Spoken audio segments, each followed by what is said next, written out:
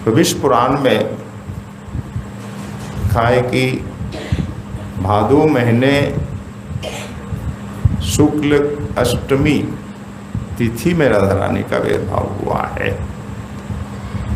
प्रातःकाल नहीं लिखा हुआ, मध्याह्न में। इसलिए गौरी वैष्णव संप्रदाय में मध्याह्न में ही आविर्भाव उत्सव मना जाता है पुराण के अनुसार, पर दूसरे संप्रदाय में प्रातःकाल ही हो जाता है, वर्षा नहीं प्रातःकाल।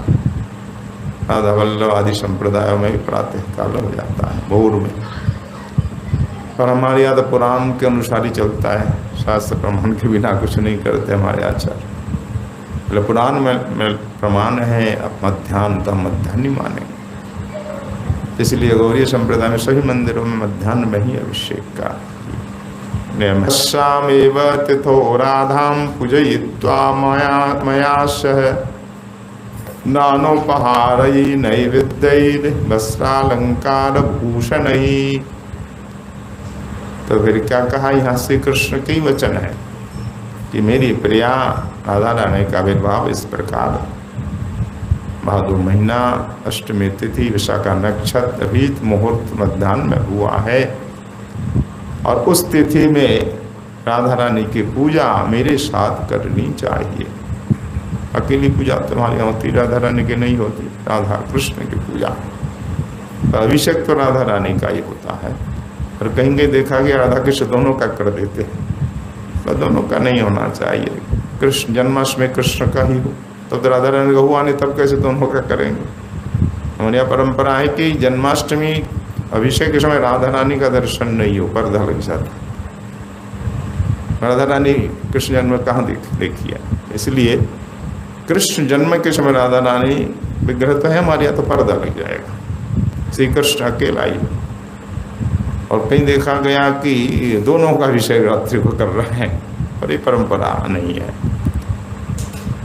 और राधा रानी का अभिषेक में कृष्ण तब दर्शन खुले रहेंगे, कृष्ण के क्यों कृष्ण थे ही, उनका जन्म पहले हुआ है, राधा रानी का बाद में हुआ है।